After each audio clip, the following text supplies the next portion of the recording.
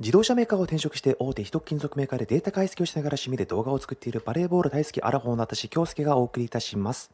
今回ご紹介するのは長松茂久さんが執筆した人は話し方が9割です。この本はなんとビジネス書部門で史上初の3年連続1位、累計発行部数390万部を突破した大ベストセラーとなっております。なぜこの本はこんなに売れたのでしょうか。実はこの本が発売した時にはまさにコロナ禍が始まった時だったんですね。多くの人はリモートワークに切り替わったりして働き方の違いに戸惑いながらも話し方についての関心が集まったんですよね。そして多くの話し方の本がスキルに着目している中で、この本は話す時の考え方にフォーカスしたんです。For you、目の前の人を大切にすることというのが根底のメッセージになっており、この考えをベースにこの本は作られているんですね。そして今回はこの For You の考え方の中で私が特に重要だと思ったポイントに厳選して動画を作成しました。会話形式でご説明していきたいと思いますので、もう一人登場人物をご紹介したいと思います。会社員の竹谷さんです。よろしくお願いいたします。今回の動画の構成はこのようになっております。丸1、視点を変えることで緊張を和らげる。丸2、相手の反応を観察して話す。丸3、名前を呼ぶことで親近感を生むです。参考になりましたら、いいねボタンとチャンネル登録をしていただけると嬉しいです。それではご覧ください。ロセさん、正直会議で話すのが苦手なんです。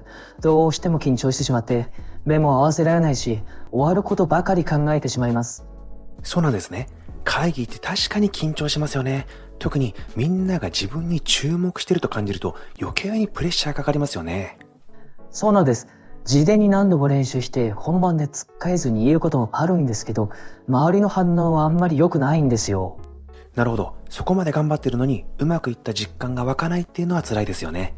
でももしかしたら少し視点を変えるだけで楽になるかもしれませんよ。実はこれからお話しすることは全て相手の立場に立つという考え方に基づいてるんですよ。これができるようになれば緊張を和らげたり、人に好かれる話し方を自然に身につけることができるようになりますよ。相手の立場に立つですか？はい。ではこれから3つのポイントに分けて具体的にお話ししますね。1つ目のポイントは視点を変えることで緊張を和らげるです。自分を主体として考えるとうまく話せるかな、失敗したらどうしようと不安になってしまいますよね。そうなんですよ。言葉が詰まったらどうしようとばかり考えちゃいます。でも相手を主体に考えると、どうすれば分かりやすく伝わるかな、相手が知りたいことは何だろうというふうに視点が変わるんですよ。実はこう考えるだけで自分を主体にしてた時のうまく話せるかなっていうことを考えてる暇がなくなるので、自然と緊張することを忘れちゃうんですよ。確かに、相手が知りたいことを必死になって模索するので、自分のことを考える暇がなくなりますね。そうなんです。それに相手の立場になって考えてほしいんですが、話がつっかえたからといってそんなに気にするでしょうかね。むしろ話がつっかえたり遅くなったとしても、この人はちゃんと伝えようとしてるなと感じることの方が多いはずです。確かに、必死に伝えようとしている人の方が心に響きますね。そうなんですよ。逆にペラペラと流暢に話している人を見たとき、すごいと思うかもしれません。でもその話で自分の心が動くかと言われたら、そんなこともないですよね。わかります。早くてスムーズに話せるからって必ずしも心に残るわけじゃないですよね。はい。話の流暢さよりも相手に伝えようとする姿勢が大事なんですよ。このポイントを応用して、まずは会議の報告の練習を一人でやるときに、誰か会議に参加する人のことを思い浮かべて、その人が何を知りたいのかなって考えながら練習してみてください。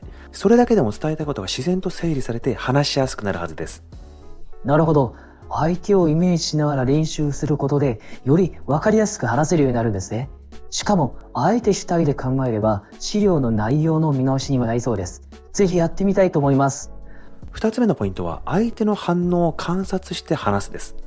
自分を主体にすると、自分の説明が完璧かどうかってとこばかりに意識が向いてしまうんですよね。そうですね。自分の言葉ばかり気にしてしまいます。さらに自分を主体にしてると、スライドや原稿に目が行きがちになりますよね。そうなると、相手の表情や反応を見逃してしまうことになるんですよ。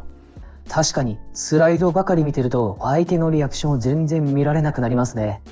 逆に相手を主体に考えると、相手の表情はどうかな、理解してくれるかなと、相手の反応を見る余裕が生まれますよね。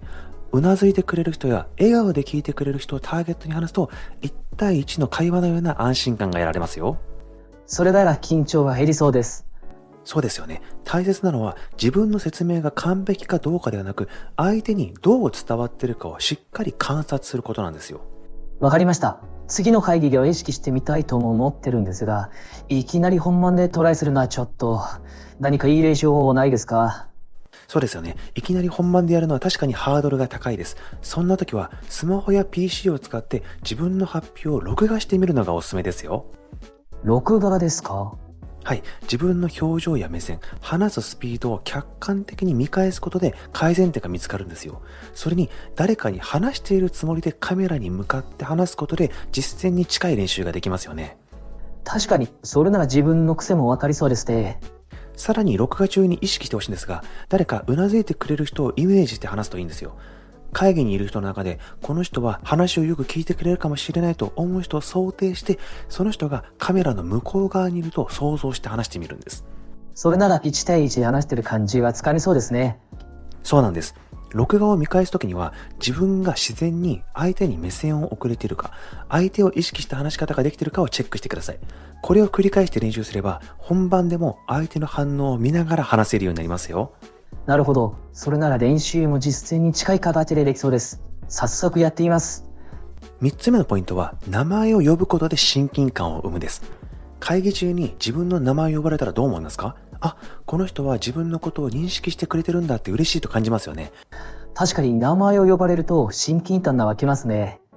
そうですよね。でも自分を主体にしている人は自分の話を伝えたいという気持ちが強くなりがちなんですよ。そういう人は自分にばかり興味が向いてしまって相手の名前を呼ぶことすら意識しないことが多いんです。確かに話すことに夢中になると相手のことを忘れがちになるかもしれません。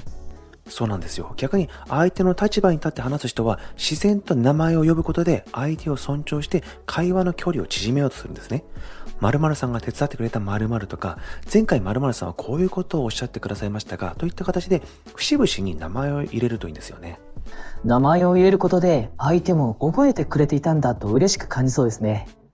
そうなんです。とはいえ会議でいきなり名前を言うのは難しいと感じるかもしれません。そんな時は会議の準備や練習の際に誰が協力してくれたかな、誰が助言してくれたかなってことを意識してみるといいんですよ。そして助言してくれた人の名前を自分の資料にこっそりメモしておけば忘れずに感謝の気持ちを伝えられますよね。そうやって少しずつ名前を使う練習をしていくといいと思います。なるほど。そういう積み重ねが自然に名前を呼ぶことにつながるんですね。そうなんです。これは普段から相手をよく観察していないとできないんですよ。何気ない会話の中で相手の言葉とか行動をしっかりと覚えておくことで自然に名前を使ったコミュニケーションができるようになりますよ。なるほど。名前を呼ぶことってただの呼びかけ以上に相手に対する思いやりの表れなんですね。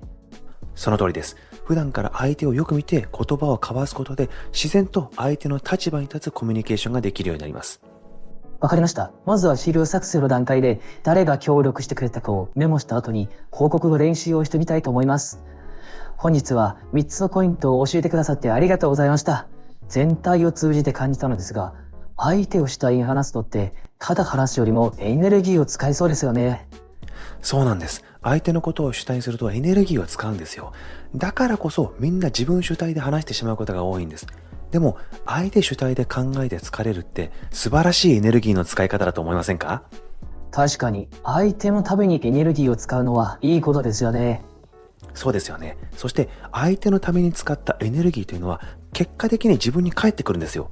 こういう相手主体の行動を続けていれば、竹谷さんのために協力したいなとか、竹谷さんのお願いなら一肌脱ぐかといったように、みんなを巻き込んで仕事ができるようになりますよ。そうですね。これからは相手の立場に立って話すことを忘れないようにしたいと思います。